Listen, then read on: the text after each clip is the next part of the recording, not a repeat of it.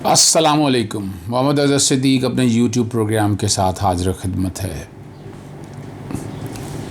جہانگیر ترین صاحب صبح عدالت میں ضمانت کے لیے پیش ہوئے۔ کورٹ میں کیا ہیئرنگ ہوئی اس کی میں گفتگو بعد میں کرتا ہوں۔ پہلے میں سمجھ نہیں بات آ رہی اس کانٹیکس میں کہ جہانگیر ترین یہ کیوں کہنا چاہ رہے ہیں کہ ان کے خلاف کارروائی ہو رہی۔ میں جو اس ساری کنٹروورسی کو سامنے رکھتے ہوئے ایک بات جو میری سمجھ میں آئی ہے کہ یہ شوگر مافیا یا کارٹل جو ہے نا، یہ ہر سیاسی گورنمنٹ میں حکومت وقت میں ہوتے ہیں،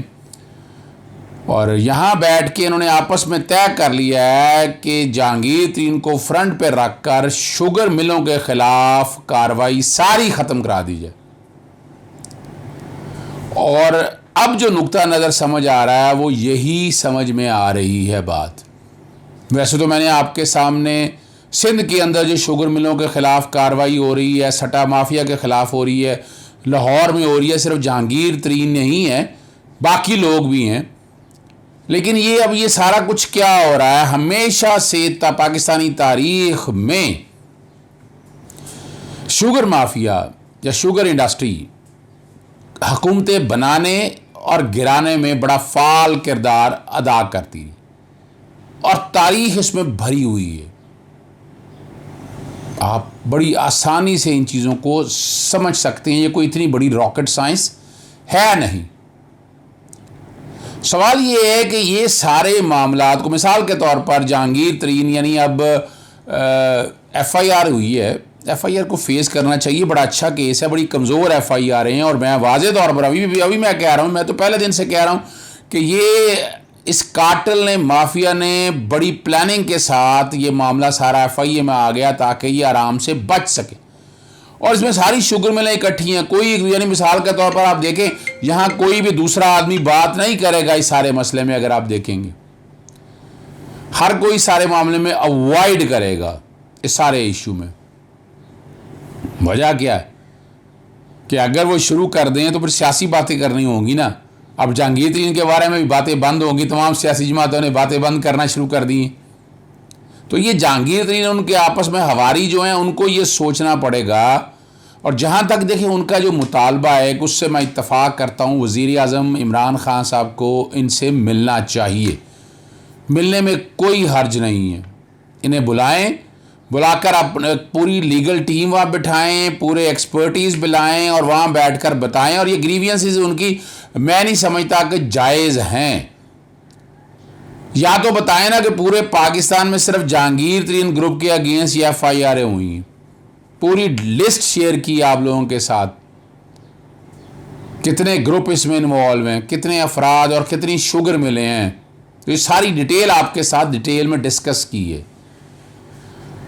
اس سٹیج کے اوپر لگ یہ رہا ہے کہ جہانگیر ترین استعمال ہو رہے ہیں، اور آپ سنتے رہے مختون احمد محمود سے تعلق ان کا، پھر ان کا جہاز یوسف رضا گرانی استعمال کرتے رہے ہیں، ان سے مراد ہے ان کی شوگر مل کا جہاز جو ہے، ان کے پاس ریمیڈیز اویلیبل ہیں، بیل انہوں نے کروائی ہے۔ اگلا میں ایک بڑا اچھا پرپوزل دے دیتا ہوں انہیں، اور بڑا ساؤنڈ ریزننگ ہے، why he has not so far filed questionment proceedings، یعنی نہ چینی چوری کے حوالے سے، اگر منی لانڈرنگ کے کانٹیکس میں یا جو بھی بات ہے، آپ کے پاس ریمیڈی ہے عدالتوں میں چیلنج کرنے کے حوالے سے۔ توبہ نعوذ باللہ، مدینہ کی ریاست کا لفظ کیا ہے کہ مذاق مت اڑائیں، یعنی آپ پہلے ان سب لوگوں کو اپنے گھر اکٹھا کرتے ہیں، پھر آپ لے کر آتے ہیں عدالتوں میں۔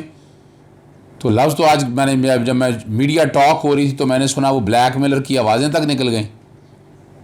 تو یہ اچھا امپریشن تو نہیں آ رہا۔ آپ نے صاف ستھری سیاست کی، آپ صاف ستھری سیاست کریں جہانگیر ترین صاحب، مگر اس طرح مت کھیلیں نظام کے ساتھ۔ مثال کے طور پر پریس کانفرنس کرنے کے لیے ساتھ آگے وہ راجہ ریاض بہت آگے بڑھے، اسحاق خاکوانی بھی آج موجود تھے ساتھ،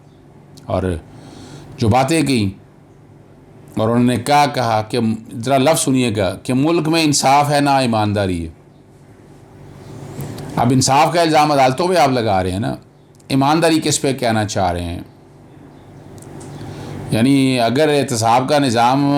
لاٹھی اگر چل رہی ہے تو سب کے اگینسٹ چل رہی ہے، اس میں یہ کہنا کہ ہمارے خلاف نہ ہو، دیکھیں آپ لوگوں نے یقیناً بات پھر وہی آ گئی ہے،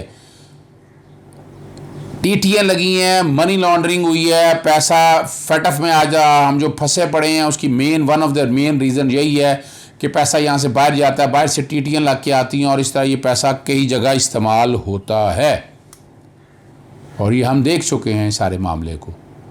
یہ ریکارڈ کی بات ہے، کوئی نئی یا انہونی چیز کوئی نہیں ہے آپ کے سامنے۔ آج جو گفتگو انہوں نے آج ساری سامنے کی وہ بات ذرا آپ سے بڑی مزیدار ہے۔ میں پھر دہراتا جاؤں، ملک میں انصاف ہے نہ ایمانداری ہے، وزیر اعظم سے انصاف مانگ رہے ہیں، اور لفظ جو استعمال کیا وہ بلیک میلنگ سے علاوہ اور کوئی چیز نظر نہیں آتی ہے۔ آخری بار کہہ رہے ہیں کہ انصاف نہ ملا تو کوئی بھی قدم اٹھانے پر مجبور ہوں گے، اور راجہ ریاض نے کہا کہ ہم جہانگیر ترین کے ساتھ 40 سے زیادہ ارکان اسمبلی موجود ہیں، جہانگیر ترین سے زیادتی ہو رہی ہے، وزیر اعظم ہمیں ملاقات کے لیے وقت نہیں دے رہے،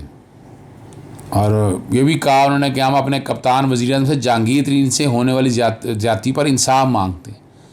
وہ کسی کی باتوں میں آ کر اس بات کو آگے نہ بڑھائیں، سوچ سمجھ کر پارٹی کے ساتھ ہیں، آخری بار کہہ رہے ہیں۔ اب یہی لفظ ذرا سمجھیے گا، یہیں میں روکنے لگا ہوں۔ دیکھیے ایک بات تو نظر آ رہی ہے، نیب کی انویسٹیگیشن یا انکوائری میں انٹرفیئرنس نہیں ہو رہی، ایف آئی اے کی انکوائری اور انویسٹیگیشن جو کر رہے ہیں اس میں انٹرفیئرنس نہیں ہو رہی، مجبور کر رہے ہیں کہ ایف آئی اے کو روکا جائے۔ ایک جوڈیشل انکوائری ٹرائبیونل کی رپورٹ آئی، اس پہ عمل درآمد ہونا ہے اور اس پر عمل درآمد ہو رہا ہے۔ اب ایف آئی آر ہو رہی ہیں، اس میں عمران خان کیا کریں؟ پھر تو وہی طریقہ آ جائے گا گاڈ فادر یا سیزرین مافیا کے کانٹیکٹ سے کہ وہ ہر سسٹم کو اپنے طریقے سے لے کر چلیں، تو کیا یہ اجازت دی جا سکتی ہے؟ اور اسحاق خاکوانی نے بڑی عجیب سی بات کی، انہوں نے بھی لفظ استعمال کیا، ملک میں انصاف ہے نہ ایمانداری، ہمیں 5 سے چن دے دیں پھر سب کچھ سامنے لے آئیں گے، اور وہ سامنے کیا لے آئیں گے؟ بعد میں پھر کوئی اجلاس ہوا ان سب کا یہاں سے جانے کے بعد، اور 21 اپریل کو وہ باقاعدہ کوئی بیٹھک لگانے لگے ہیں، مذاق اڑانے لگے ہیں، اور جہانگیر ترین نے جو اپنی گفتگو کی اور الزامات کو فرضی کہانی قرار دیا، 3 ایف آئی آر میں کہہ چکا ہوں، چینی کے قیمت کا کوئی ذکر نہیں ہے کہ انہوں نے جھوٹی کہانی بنائی گئی ہے، ان کا کہنا 1 سال سے زائد ہو گیا، وہ وزیر اعظم ہاؤس نہیں گیا۔ اب ایک سوال اسپیشلی پوچھا گیا ان سے کہ